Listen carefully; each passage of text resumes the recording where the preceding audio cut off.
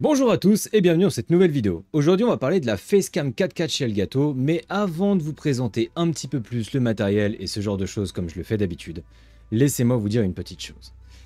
Je l'ai reçu il y a très longtemps et j'ai fait partie des bêta-testeurs. C'est-à-dire que là, vous la voyez aujourd'hui puisque c'est le jour de sa sortie officielle, mais de mon côté, je l'ai depuis le mois de février.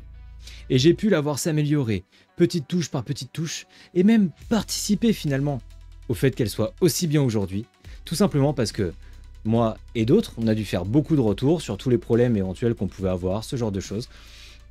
Et le fait de participer à tout ce processus pour que vous ayez le produit fini aujourd'hui, c'est hyper gratifiant pour moi.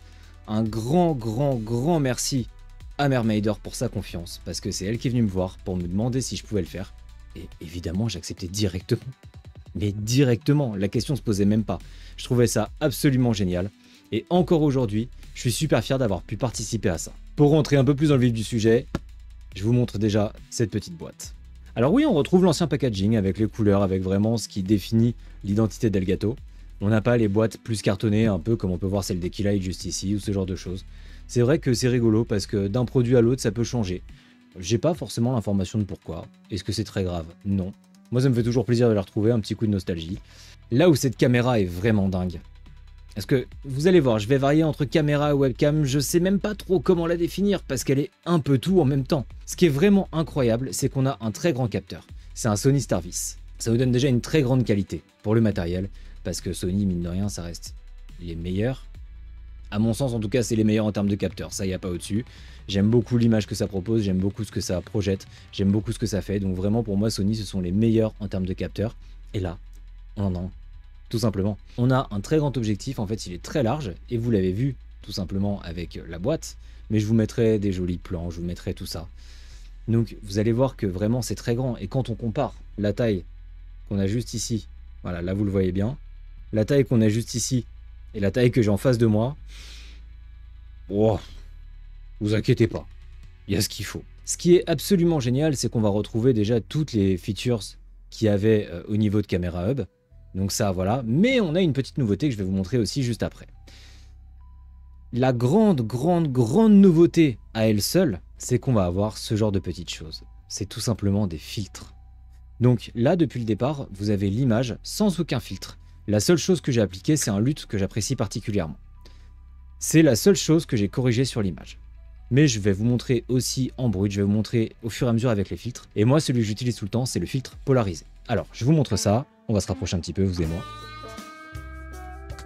Et voilà, je préfère vraiment l'image. Ça assombrit un tout petit peu. Je préfère la peau que ça me donne, je préfère tout ça. Enfin vraiment, dans l'ensemble, c'est ce que moi je préfère. On a évidemment ce petit cache de confidentialité qu'on va aussi mettre dessus. L'avantage, c'est que celui-ci étant aimanté également, on a juste à le plug, on le pose, c'est terminé. Mais ça s'arrête pas là. J'en ai reçu beaucoup. J'ai reçu ça, donc qui est un filtre que je vais vous montrer. J'ai reçu celui-ci aussi, et j'ai carrément la petite pochette où il y en a 3. Et chacun a son utilité spécifique. Il y en a que j'ai aimé, il y en a que j'ai beaucoup moins aimé. Alors il y en a qui ont cette teinte un petit peu jaunie, qui nous donne un effet goldé qui est très sympa pour certaines personnes, j'imagine. C'est vrai que dans ma DA, dans l'image que moi je recherche, c'est pas du tout ce que je veux. Mais c'est très pratique, tout en sachant que tous ces petits filtres sont vendus à part. Donc là vraiment, vous allez pouvoir avoir le choix. Vous, de base, ce que vous allez avoir, ça va être la caméra en elle-même, le câble. Voilà, vous allez avoir un bundle très simple.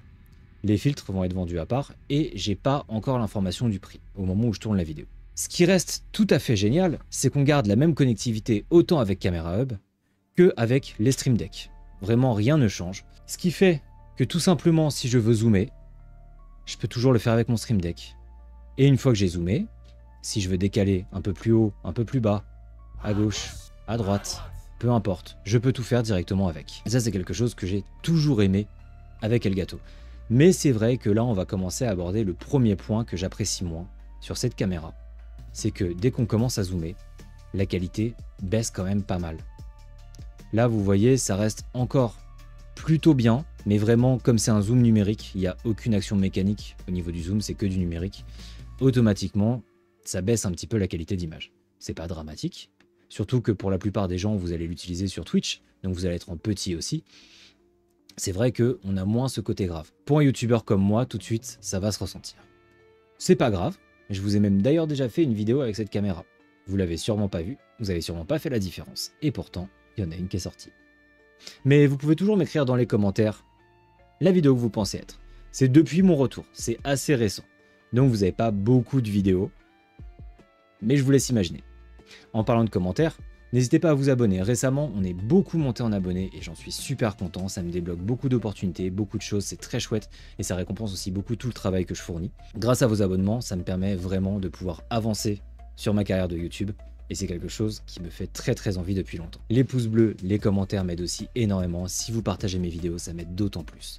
Parce que si vous avez aimé ce que je propose, peut-être que d'autres personnes que vous connaissez pourront aimer. Je vous remercie beaucoup pour votre soutien.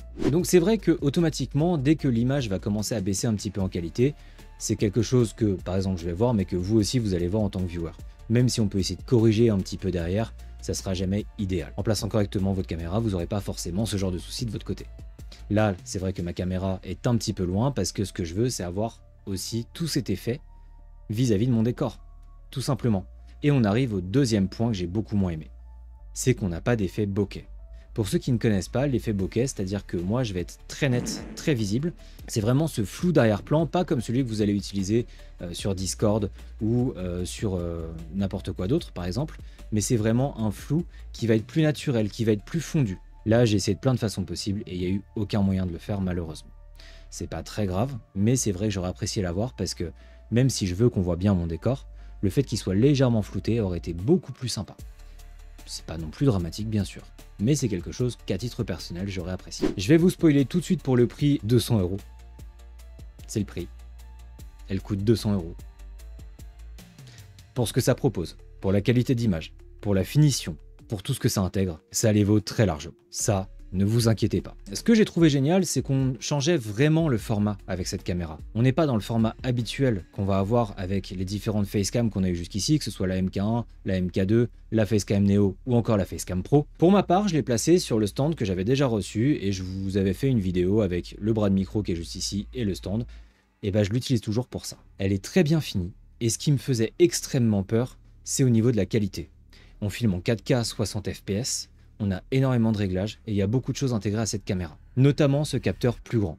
Et je me suis dit, qu'est-ce que ça va donner pour la chauffe? Et bah même si elle chauffe, ça se passe très bien. Et pour vous dire, je l'ai reçu au mois de février. Au début il faisait frais, ça allait. Je l'ai testé pendant la grosse période de canicule qu'on a eu. Il fait 42 degrés. Il a fait chez moi 38 degrés. J'ai beau l'avoir laissé tourner pendant plusieurs heures, juste pour essayer. En enregistrement, hein, vraiment, c'est pas juste allumé comme ça. Non, j'ai enregistré des choses juste pour voir si ça coupait.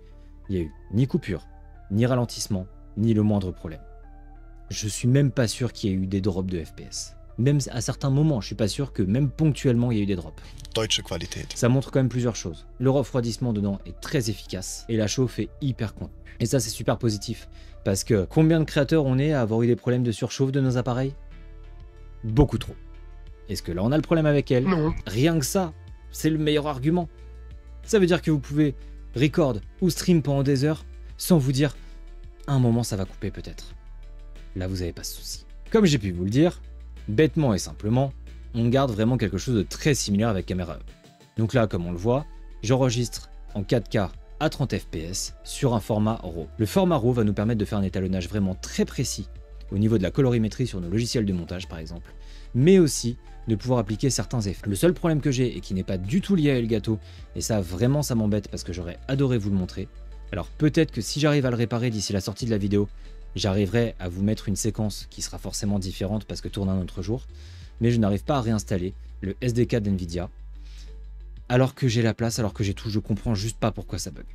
Là vraiment j'y arrive pas. Pourtant c'est pas un problème de carte graphique, c'est pas un problème de quoi que ce soit, là je comprends pas. On va retrouver donc le zoom, le suivi de visage comme on avait déjà avec la Facecam MK2 par exemple. Ici les réglages que vous allez pouvoir retoucher comme vous le voulez.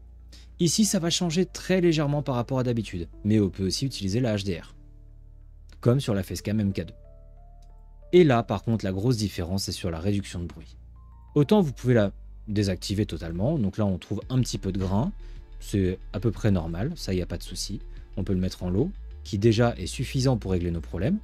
Le médium est très bien, vraiment il fonctionne très bien, et on n'a pas une grosse perte de qualité, c'est même assez minime. Le high par contre, je l'aime moins. On voit vraiment qu'il y a un traitement par-dessus et j'apprécie moins le rendu. Mais surtout, on a le custom. Et là, le custom, c'est vraiment moi qui ai décidé de le régler comme ça et qui me donne un rendu que je trouve nickel. Comme je vous le disais, on retrouve vraiment Camera Hub dans son plus simple appareil avec quelques modifications et ça reste excellent. Mais surtout, ce qui m'a particulièrement choqué avec cette nouvelle version de cette facecam, et certains d'entre vous l'ont peut-être déjà vu, parce que c'est sorti un petit peu avant. En fait, c'est sur la bêta de Camera Hub, donc c'est Camera Hub 2.0. Et si on va dessus, on va voir une petite différence que je vais vous montrer tout de suite. La différence se trouve juste ici. Si vous regardez juste là, on retrouve des luttes. Moi, j'ai réglé sur celui-ci, parce que c'est vraiment celui que je préfère. Mais il y a aussi celui-ci, par exemple, que j'ai installé, que je trouve très bien. Ou encore celui-là, qui nous donne une image encore différente. Ou même certains effets, si on a envie.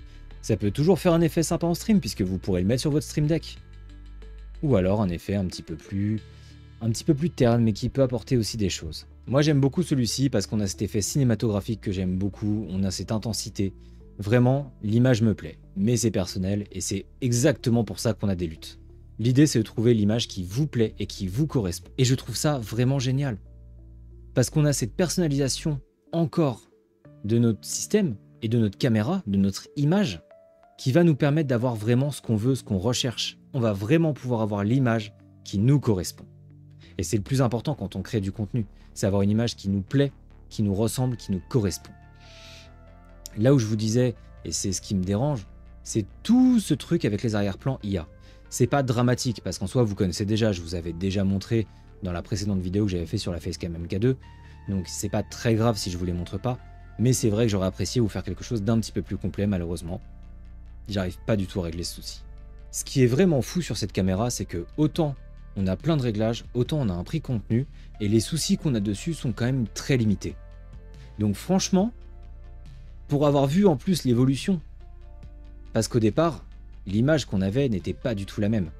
J'avais plusieurs soucis, il y a certains soucis d'ailleurs où j'ai été le seul à l'avoir. C'est pas très grave, loin de là, ça s'est réglé justement avec les différentes mises à jour. L'avantage de tous ces tests qu'on a pu faire ensemble, c'est tout simplement de pouvoir vous proposer aujourd'hui la meilleure version qu'il a été possible de faire. Et ça, je trouve ça trop cool. C'est aussi pour ça que nous, en tant que créateurs, mais aussi les marques, vous demandent vos retours sur les produits, parce qu'il y a plein de choses qui peuvent être corrigées avec des mises à jour, ou avec de nouvelles versions, mais très souvent quand même, il y a des choses qui peuvent être faites avec les mises à jour.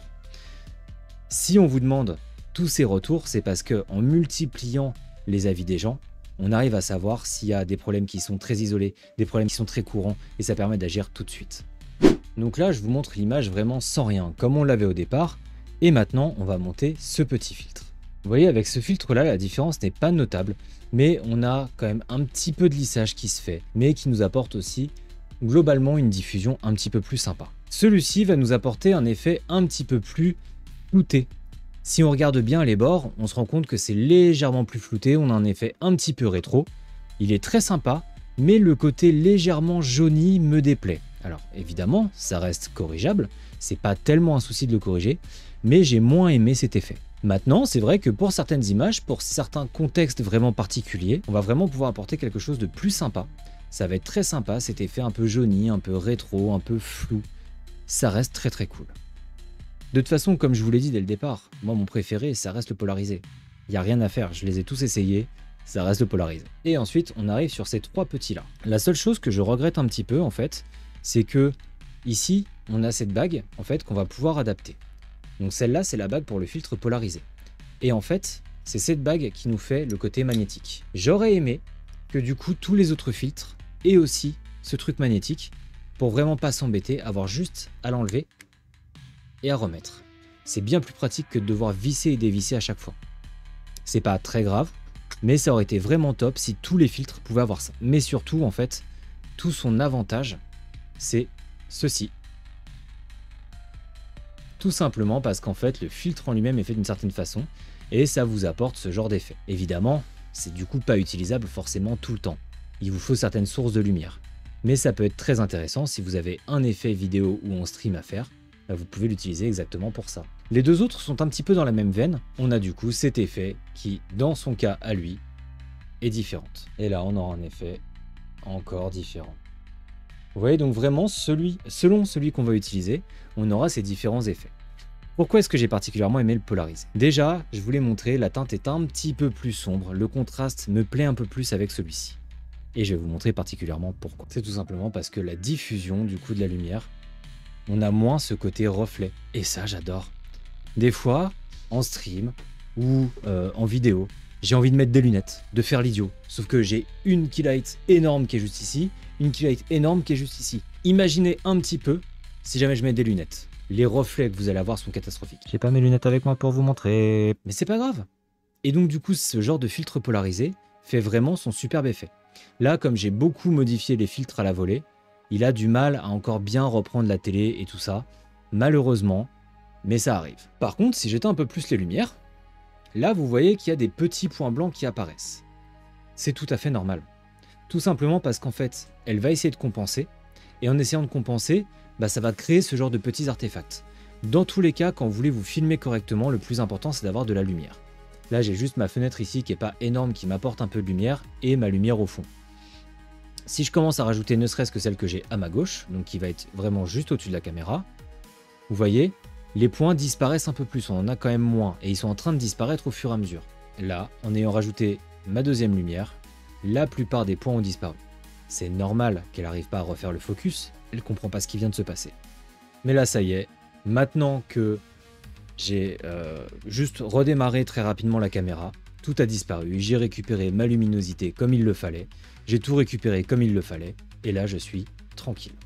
Comme je vous l'ai dit, cette caméra vaut très largement son prix à mes yeux.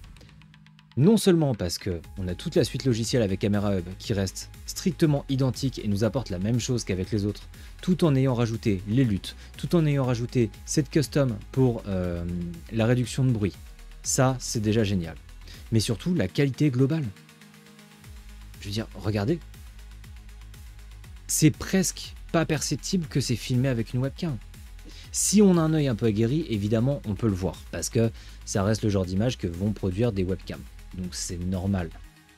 Mais à côté de ça, quand on voit la qualité, quand on voit le niveau de détail, quand on voit tout ce qu'il faut, franchement, pour moi, ça vaut son prix. Et pour 200 €, c'est pas si élevé. On va quand même se rappeler du prix de la Facecam Pro à sa sortie.